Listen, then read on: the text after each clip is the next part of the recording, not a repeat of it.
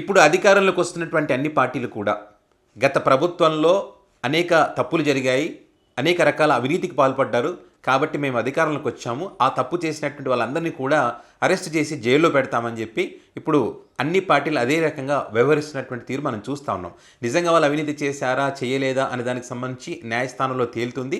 ఆ న్యాయస్థానంలో తేలికపోయినా కూడా మరి ప్రజా కోర్టు అనేటువంటిది ఒకటి ఉంటుంది కాబట్టి ఖచ్చితంగా అక్కడ తేలుతుంది ఎవరు తప్పు చేశారు, ఎవరు కక్ష సాధింపు రాజకీయాలు చేస్తున్నారు అనేది ప్రజలు తేలుస్తారు. సో ఇప్పుడు తెలంగాణ రాష్ట్రంలో గత కొన్ని రోజులుగా జరుగుతున్నటువంటి చర్చ ఏంటి? కేటీఆర్ అవినీతికి పాల్పడ్డాడు, వాళ్ళు నిర్వహించినటువంటి ఫార్ములా ఈ రేస్ కేసు ఏదైతే ఉందో ఆ కేసులో ఖచ్చితంగా కేటీఆర్ని అరెస్ట్ చేయాలి, ప్రజల సొమ్ము దుర్వినియోగం చేశారనేటువంటిది ఇప్పుడు రేవంత్ సర్కారు చేస్తున్నటువంటి ఆరోపణ. సో దానికి సంబంధించి ఇప్పుడు ఏసీపీ అధికారులు కేసు నమోదు చేయడం జరిగింది. సో ఆ కేసు వివరాలు ఏంటి, ఈ కేసు పెట్టడానికి ప్రధానంగా వాళ్ళు చెప్తున్నటువంటి 6 కారణాలు ఏంటి, పూర్తి వివరాలు ఈ వీడియోలో చెప్పే ప్రయత్నం చేస్తాను. వీడియో ఎండింగ్ వరకు చూడండి. ఖచ్చితంగా మీ అభిప్రాయం మాత్రం కామెంట్ రూపంలో పెట్టండి. ముందుగా ఏసీపీ అధికారులు కేటీఆర్ పైన పెట్టినటువంటి సెక్షన్లకు సంబంధించి కనుక చూస్తే వీళ్ళు కేసు నమోదు చేసిన దాంట్లో A1గా కేటీఆర్ గారు ఉన్నారు, A2గా MAUD అధికారి ఉన్నారు అరవింద్ కుమార్, ఆ తర్వాత A3గా HMDA ఎక్స్ సిఎస్ నరసింహారెడ్డి A3గా పెట్టడం జరిగింది. సో దీనిలో పీసీ యాక్ట్ కూడా పెట్టారు. PC act 13/1A 13/2. సో అదేవిధంగా ఐపీసీ కింద ఇప్పుడు బిఎన్ఎస్ వచ్చింది, కానీ అప్పుడు జరిగింది కాబట్టి ఐపీసీ 409 అదేవిధంగా 120B దీని కింద ఎఫ్ఐఆర్ నమోదు చేయడం జరిగింది. వీళ్ళు ఈ కేసుకు సంబంధించి ప్రధానంగా చెప్తున్నటువంటి ఒక 6 కారణాలు ఏంటంటే ఎందుకు కేసు పెట్టాల్సి వచ్చింది అని వీళ్ళు చెప్తా ఉన్నారంటే, HMDA రూల్స్ ప్రకారం 10 కోట్ల రూపాయలు ఖర్చు పెట్టేటువంటి పనులు ఏవైనా సరే కానీ ఖచ్చితంగా ప్రభుత్వం యొక్క అనుమతి తీసుకోవాలి. కానీ అలా అనుమతి తీసుకోకుండా నిబంధనలు ఉల్లంఘించారు కాబట్టి ఇది ఒక ప్రధాన కారణంగా వీళ్ళు చెప్తా ఉన్నారు. మరి అదే కాకుండా చెల్లించినటువంటి 54.88 కోట్ల వెత్తున్నాయో వీటికి సంబంధించి ఖచ్చితంగా ఆర్థిక శాఖ దృష్టికి తీసుకువెళ్ళాలి. ఆర్థిక శాఖ దృష్టికి తీసుకువెళ్ళిన తర్వాత దీనికి సంబంధించిన వ్యవహారాలు నడపాలి. కానీ వీళ్ళు ఆర్థిక శాఖ దృష్టికి తీసుకువెళ్ళలేదు కాబట్టి ఇది ఒక ప్రధాన కారణంగా చెప్తున్నారు. అదేవిధంగా అప్పుడు వీళ్ళు ఏదైతే ఒప్పందం చేసుకున్నారో ఈ ఒప్పందం చేసుకున్నటువంటి ఆ క్రమంలో అప్పుడు ఎన్నికల కోడ్ అమల్లో ఉంది. అంటే 2023 అక్టోబర్ నెల. సో ఆ క్రమంలో అప్పుడు అగ్రిమెంట్ చేసుకోవడమే తప్పు, నిబంధనలకు విరుద్ధంగా చేస్తారు అప్పుడు ఎన్నికల కోడ్ ఉన్నప్పుడు. కానీ అదొక రీజన్ చెప్తా ఉన్నారు. అదేవిధంగా ఇంకొక కారణం ఏం చెప్తా ఉన్నారంటే ఫారెన్ ఎక్స్చేంజ్ రెమిటెన్స్ నిబంధనలు కూడా పాటించలేదు. దీనివల్ల కూడా అదనంగా కొంత డబ్బు కట్టాల్సినటువంటి పరిస్థితి వచ్చింది వీళ్ళు చేసినటువంటి పొరపాటు వల్ల అని చెప్పి కూడా ఇదొక కారణం.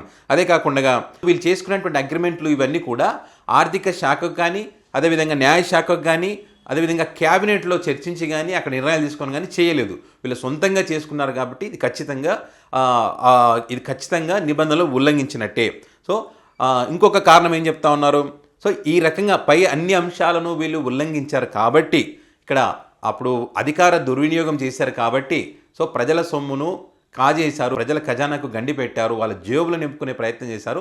ఇక్కడ అవినీతి జరిగింది అనడానికి ఈ కారణాలు ఉన్నాయనే ఉద్దేశంతోనే వీళ్ళపైన కేసు నమోదు చేయడానికి ఇవన్నీ కారణాలని చెప్పి వీళ్ళు చెప్తా ఉన్నారు.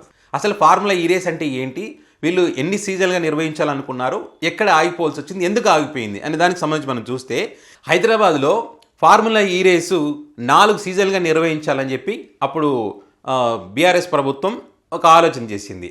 సో దీనికి సంబంధించి 2022 అక్టోబర్ 25న యూకేకి చెందినటువంటి ఫార్ములా ఈ ఆపరేషన్ లిమిటెడ్ అనేటువంటి ఒక సంస్థ, అదేవిధంగా తెలంగాణ పురపాలక సంస్థ, అదేవిధంగా స్పాన్సర్స్ అనేటువంటి ఇంకొక సంస్థ, ఈ ముగ్గురు కలిసి ఒక ఒప్పందం చేసుకున్నారు. ఈ ఒప్పందంలో భాగంగా సీజన్ 9 అంటే 9, 10, 11 అని ఇట్లా 4 సీజన్లుగా అనుకున్నారు. సీజన్ 9కి సంబంధించి HMDA 12 కోట్ల రూపాయలు అప్పుడు వాళ్ళ అకౌంట్కి పంపడం జరిగింది. సో దాని తర్వాత ఏంటి, 2వ సీజన్ నిర్వహించాలనుకున్నప్పుడు ఏదైతే స్పాన్సర్స్ అనేటువంటి సంస్థకు అదేవిధంగా ఈ ఫార్ములా ఆపరేషన్ లిమిటెడ్ సంస్థకు మధ్య విభేదాలు వచ్చినాయి. సో దాంట్లో స్పాన్సర్స్ అనే సంస్థ తప్పుకుంది. సో ఆ నెక్స్ట్ జరగాల్సినటువంటి సీజన్ 10 ఆగిపోయేటువంటి అవకాశం ఉంటుందని చెప్పి HMDA అండ్ అదేవిధంగా ఫార్ములా ఈ ఆపరేషన్ లిమిటెడ్ సంస్థ మళ్ళీ ఒక ఒప్పందం చేసుకున్నాయి ఈ ఫార్ములా ఈ రేస్ నిర్వహించాలని చెప్పి.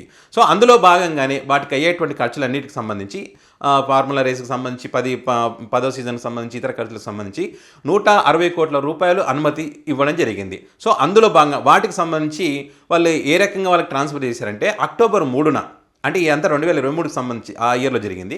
అక్టోబర్ 3న 22,69,63,000 రూపాయలు వాళ్ళకు ట్రాన్స్ఫర్ చేయడం జరిగింది. HMDA చీఫ్ అనుమతులు ఇచ్చారు. అదేవిధంగా రెండవ దఫాకు వచ్చేసి అక్టోబర్ 11 ఇది. అంటే అక్టోబర్ 3న ఫస్ట్ విడతలు వేశారు, అక్టోబర్ 11 రెండో విడత వేశారు. 23,1,97,500 రూపాయలు Indian overseas bank Himath Sagar branch నుంచి వాళ్ళు ఆ యూకే సంస్థ ఒప్పందం ఏది తీసుకుని వాళ్లకు వీళ్ళు పంపడం జరిగింది. సో ఈ రకంగా వాళ్ళ డబ్బులు ట్రాన్స్ఫర్ చేశారు. కానీ ఇక్కడ మనం ముందు చెప్పుకున్నటువంటి 6 కారణాలు ఏవైతే ఉన్నాయో ఆ నిబంధనలు వీళ్ళు ఉల్లంఘించారు. కాబట్టి ఈ ఉల్లంఘించినటువంటి కారణంగా వీళ్ళు అదనంగా ఈ ఆదాయ పన్నుకు 8,06,00,000 రూపాయలు కట్టాల్సి వచ్చింది. సో ఇక్కడ మరి వీళ్ళ పొరపాటు ఉంది కదా, ప్రజల సొమ్ము దుర్వినియోగం చేసినట్టే కదా వీళ్ళు అన్నది వీళ్ళ యొక్క పాయింట్. సో ఎందుకు కేసు పెట్టకూడదు, ఎందుకు అరెస్ట్ చేయకూడదు, ఇది తప్పు కదా అనేటువంటిది వీళ్ళు చెప్తా ఉన్నారు. ఇట్లా ఓవరాల్గా ఫార్ములా ఈ రేసుకు సంబంధించి నిబంధనలకు విరుద్ధంగా నిబంధనలు ఏవి కూడా పాటించకుండా 54,88,87,000 రూపాయలు దుర్వినియోగం చేశారు, ఇందులో ఫ్రాడ్ జరిగింది, అందుకే కేసు నమోదు చేశామనేటువంటిది వీళ్ళు చెప్తా ఉన్నారు. సో కేటీఆర్ గారు ఏమంటున్నారంటే ఈ ఫార్ములా రేస్ నిర్వహించడానికి కారణం ఏంటంటే తెలంగాణ రాష్ట్రాన్ని ప్రపంచవ్యాప్తంగా తెలియాలి, ప్రపంచ పటంలో తెలంగాణ రాష్ట్రం అనేది ఉండాలి, అనేక రకాలుగా అభివృద్ధి చెందాలి, ఆటోమొబైల్ రంగంలో కానివ్వండి, అదేవిధంగా రెన్యూవబుల్ ఎనర్జీ రంగంలో కానివ్వండి, ఎలక్ట్రిక్ పరంగా కానివ్వండి, ప్రపంచవ్యాప్తంగా చర్చ జరగాలి, తెలంగాణ రాష్ట్రం అనేక విధాలుగా అభివృద్ధి చెందాలనేటువంటి ఉద్దేశంతోనే ఈ రేస్ నిర్వహించడం జరిగింది. నిబంధనలు ఎక్కడ కూడా ఉల్లంఘన చేయలేదు. సో ఆ రకంగా చేశాం కాబట్టి మనం పెట్టింది 54 కోట్లు అయి ఉండొచ్చు, కానీ ఆ రేస్ నిర్వహించడం ద్వారా ప్రపంచవ్యాప్తంగా చర్చ జరిగి అనేక మంది వీటి గురించి చర్చించి 700 కోట్ల రూపాయల ఆర్థిక లబ్ధి తెలంగాణ రాష్ట్రానికి జరిగింది. సో ఇక్కడ మరి ఎక్కడ ఫ్రాడ్ జరిగినట్టు తెలంగాణ రాష్ట్రాన్ని ప్రపంచవ్యాప్తంగా ప్రతిష్టను పెంచినటువంటి ప్రయత్నం మేం చేస్తే ఆ ఉన్నటువంటి ప్రతిష్టను పాడు చేసేటువంటి కార్యక్రమం మరి రేవంత్ రెడ్డి చేస్తూ ఉన్నారు. సో దీనికి సంబంధించి ఏదైతే ఈ ఫార్ములా రేస్ నిర్వహించేటువంటి సంస్థ ఏదైతే ఉందో మేము అధికారం కోల్పోయిన తర్వాత కూడా డిసెంబర్ 7న మరి ఈ రేసుకు సంబంధించి అప్పటికే 2 కంప్లీట్ అయినాయి, ఇంకా మిగతా మూడో సీజన్కి సంబంధించి మరి దీని నిర్వహణ ఎలా అని చెప్పి మరి ఆ రేస్ ఫార్ములా ఆపరేషన్ లిమిటెడ్ వాళ్ళు రేవంత్ రెడ్డి గారికి ఒక లేఖ కూడా రాశారంట. ఆ లేఖ ఏంటంటే డిసెంబర్ 7న లేఖ రాశారు. వీటికి సంబంధించి లేఖ రాసినటువంటి కారణంగా డిసెంబర్ 13న ఈ ఫార్ములా రేస్కి సంబంధించినటువంటి సహ వ్యవస్థాపకుడు అయినటువంటి ఆల్బర్ట్ లోంగోని సీఎం రేవంత్ రెడ్డి కలిశారు. సో వాటికి సంబంధించినటువంటి ఫోటోలు కూడా మరి కేటీఆర్ బయట పెట్టడం జరిగింది. మరి ఎందుకు బయట పెట్టలేదు అని చెప్పి కూడా వాళ్ళు క్వశ్చన్ చేస్తూ ఉన్నారు. అదే వాళ్ళంతా కలిసిన తర్వాత మరి దీనికి సంబంధించి సానుకూలత వ్యక్తమయ్యేటువంటి అవకాశం ఉంది, సీజన్ 3 కూడా మరి నిర్వహించేటువంటి అవకాశం ఉందని ఒక చర్చ జరుగుతున్నటువంటి క్రమంలో ఈ అంశానికి సంబంధించి మీ నిర్ణయాన్ని చెప్పండి అని చెప్పి ఆ సంస్థ వెయిట్ చేసింది. ఈ రేస్ నిర్వహించేటువంటి సంస్థ డిసెంబర్ 21 వరకు వెయిట్ చేస్తారా, ఏ నిర్ణయం చెప్పకపోవడంతో డిసెంబర్ 26న ఆ రేస్ నిర్వాహకులు ఏం చేస్తారంటే అందులో అప్పటికే ఉన్నటువంటి డబ్బులు 73 లక్షల రూపాయల ఫీజు ఉంది ఏదైతే ఉందో అది వెనక్కి పంపించారంట.